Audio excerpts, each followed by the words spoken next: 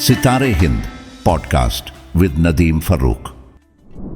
हमारे समाज में इन दिनों ये हो गया है कि अगर मैं बेटे का बाप हूं तो मेरा सोचने का तरीका अलग है और मैं बेटी का बाप हूं तो मेरे सोचने का तरीका अलग है। समाज को क्या मैसेज दिया जाए कि बेटी का मतलब ये नहीं है कि जिसको अल्लाह ने बेटी दी है वो कोई गुनाहगार हो गया, उस पर आप जो है वो उसके पर्चे काटते जाएं कि उसको ये भी करना है, उसको ये भी करना है। ये सब क्या हो रहा है, इस बारे में जरा सा आपकी।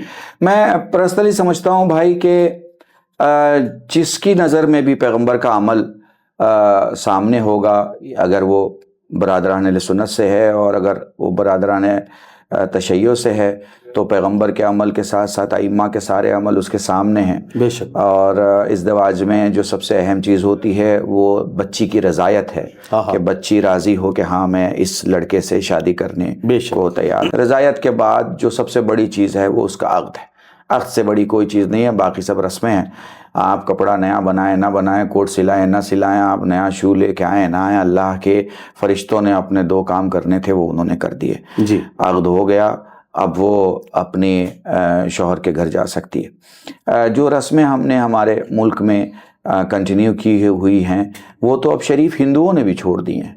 बेशक सही बात कह रहे हैं, बिल्कुल। वो तो अब शरीफ हिंदुओं ने भी छोड़ दिए हैं। उनके यहाँ भी रिफॉर्म्स जो आए हैं तो उन्होंने वो सब सारी चीज़ें ख़त्म कर दी हैं। उन्होंने अपनी शादियों के दरमियान ये तय कर लिया कि भाई हम अपनी बच्ची की शादी करेंगे तो कुछ गरीबों की शादियों के लिए भी दान करेंगे। ये हमारे यहाँ भी तरीक़ा है, लोग अपनाते हैं, बहुत सारे करते हैं, बहुत सारे नहीं कर पाते। लेकिन मुझे लगता है कि बेटियों की शादी के सिलसिले में समाज के अलग अलग रुख हैं। मसलन आपके पश्चिमी उत्तर प्रदेश का एक अलग रुख है, हमारे पूर्वी उत्तर प्रदेश का एक अलग रुख है, बिहार का एक अलग रुख है, गुजरात में आप चले जाइए, यही कौम है, हमारी कौम है, मुसलमान और हिंदू दोनों को आप मिला लीजिए, वहाँ एक अलग रुख है।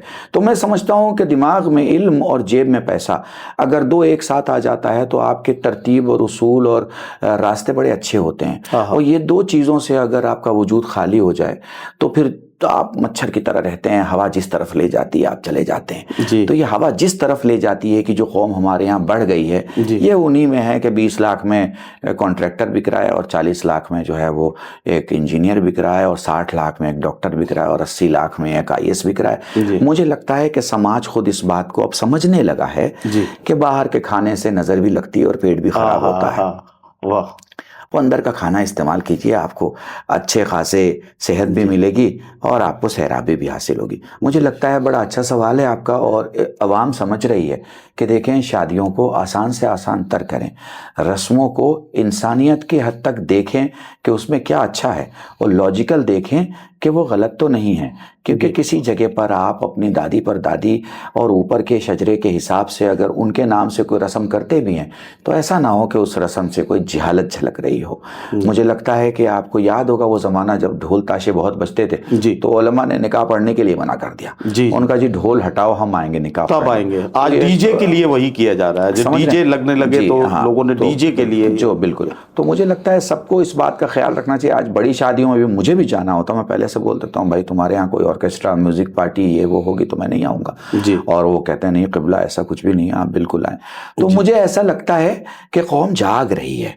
यानी मैं ये नहीं कहूँगा कि कौम सोई हुई है, हाँ कौम कुल्ली तौर पर बेदार नहीं है और बेदार नहीं है तो उसमें सिर्फ उसी का कसूर नहीं है, कसूर उनका भी है जिनकी जिम्मेदारी थी वो रात को आके जगा देते या सुबह को उठा देते।